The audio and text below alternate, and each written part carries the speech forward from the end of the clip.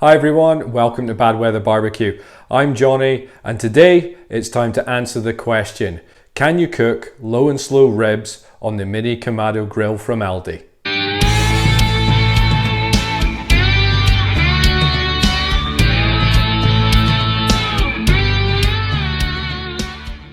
Hi everyone, welcome to the channel. This is the channel where we talk all things barbecue. Today we're going to be doing a direct follow-up to one of my videos from June, which was my first and second cooks on my new mini Kamado grill from Aldi. I really liked doing that cook. I thought I got some great results out of it. Loved the oysters, loved the steaks and the tomato. But the question always remained, could I actually try and do some form of low and slow on this type of grill? And today that's what I want to have a look at. Before I get started though, there are a couple of points that I just wanted to quickly address. The first one's accessories. I did have to have a couple of things in place before I could kick this video off. The first one I already had and you saw in the last video, which was the heat deflector plate that I bought from eBay. That worked out really well last time and that's going to be a key component to answering this question today. The second was getting my hands on a rib rack that would actually fit into the mini Kamado. Fortunately, I was able to get one of these from kamadokings.co.uk. It was about 15 quid and this one would sit very nicely in the Kamado Joe Jr. So I figured, well, it's a very similar size, so I'd ordered that. And as you'll see from the pictures that I'm popping on the screen just now, it fits in a treat. So we've got one and we're good to go. The second piece of the puzzle that I needed to figure out was trying to understand how much fuel I actually needed to put into the barbecue. With the low and slow ribs, as you've seen in my previous videos, I deploy the 3-2-1 method, which is 3 hours smoking, 2 hours wrapped, and then 1 hour with basting sauce on. So to make sure that I did the same on this one, I needed to understand how much fuel I needed, to hold me between 110 and 120 degrees Celsius, and then secondly, how much fuel would I need to ensure that I had enough to keep going for the 6 hours. So how did I get on with this? Well, it sort of took 3 attempts to kind of figure this one out. The first one, as you'll see on the screen, I deployed the snake method and just added one piece of lit charcoal to the grill. Unfortunately, this only got me up to 47 degrees, so that wasn't going to be enough. The second attempt was again maintaining the snake method, but having 3 lit coals added into it. But again, that didn't quite do the trick, as that only got me to 67. The third attempt was to simply light the remaining 3 coals that I had from attempt 2, and therefore having the 3 lit ones plus the 3 new ones, and see where that got me. Unfortunately, that got me all the way to 120 degrees. So that's the sort of temperature I'm looking for, and if I wanted to duck that back slightly, then that's easy to do through just turning the vent slightly. I haven't fully tested or indeed calibrated the temp gauge on the mini Kamado yet. So to ensure that the temperature readings that I was getting when I was doing my tests, I actually used my iGrill 2 with its ambient probe, which I clipped onto the grate. Again, you'll see a picture of that on your screen, just to make sure that actually I was getting the right proper readings. So I was really happy with that, and I will be using that when it comes to cooking time as well. So in terms of the fuel that I'm going to be using today, I'm going to start with 5 or 6 lit coals on a bed of around about 6 unlit coals, and that should give me the temperatures that I need, but also last for the 6 hours as well.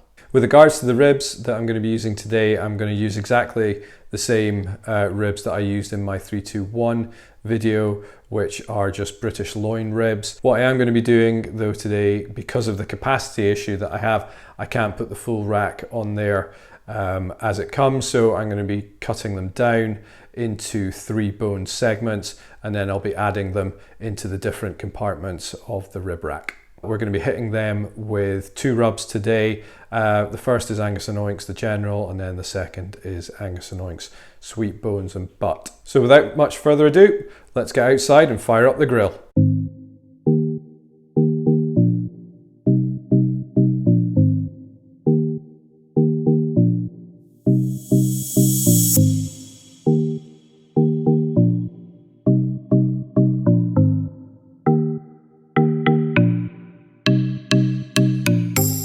So I've had the ribs in the fridge overnight. They've had both the rubs on them, as you've seen, so they're good to go. I've just got them into the barbecue now. So that's 9:45. We'll probably give them a spritz in about an hour's time.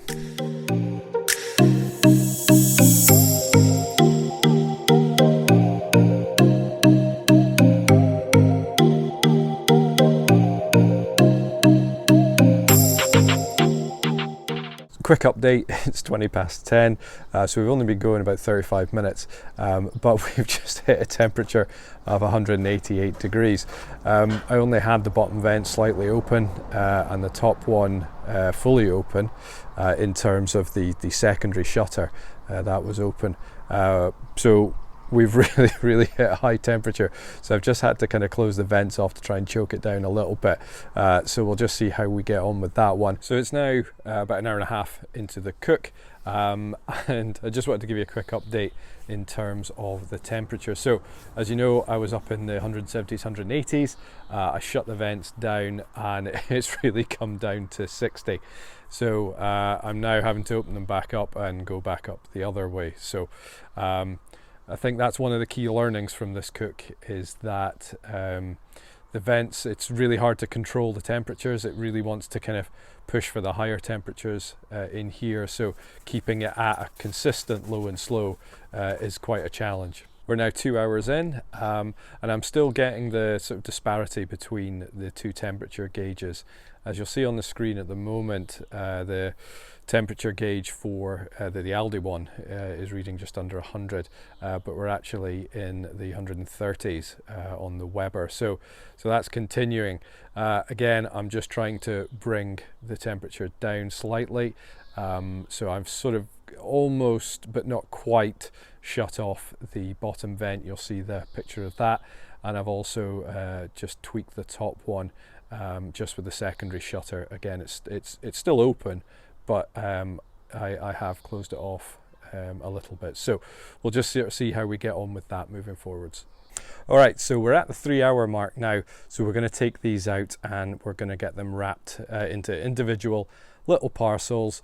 I'll put some footage on the screen of me doing this, but what we're going to do is just get the 3 portions of ribs, spray them with some of my spritz, and then wrap them in tinfoil and then just pop them back on. So a couple of minutes and we'll get them back on for 2 hours of the tenderizing process. Okay, so that's us at the 5 hour mark now. So we're going to pull these ribs. What we're not going to be doing today is the additional hour, the basting hour. My wife and I have decided that we want sort of Memphis style dry ribs, so that's what we're going to be doing today. So we're going to pull these, we'll unwrap them, we'll just put a little bit more of Angus and Oink sweet bones and butts over the top of them, and then it's time to eat. So let's get on with that and I'll let you know how they taste shortly. So here we go. Lovely smoke ring.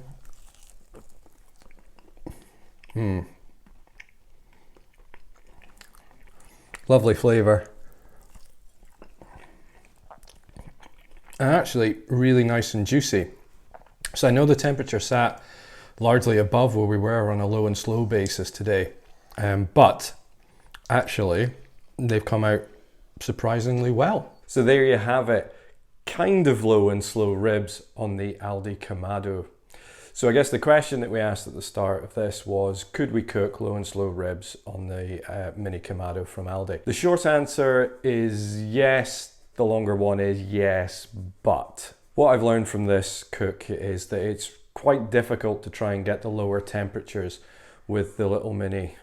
So I think roughly speaking at the 3 hour mark I was about 150 degrees, and then by the 5 hour mark I'd really closed the vents down. They were just, let's say, ajar. So by the 5 hour mark I was just about around, I think it was 126 degrees, so really struggled to get that low temperature. So would I do this type of cook again? Probably not, no. I did catch myself thinking as I was going through the cook, I really wish I was doing this on one of the kettles, and that's simply because I'm more used to doing it either on the kettles or on the larger Oklahoma Joe. That said, the ribs were lovely. You'll see in the pictures the smoke ring that I managed to get around them. They were tender and they were super tasty. So if this is your only barbecue, and let's say you're just cooking for you and your partner, as opposed to a larger family like mine, then this would be it would be absolutely ideal. And I would try and perfect the fuel piece, as I think that was the key to this cook, is understanding.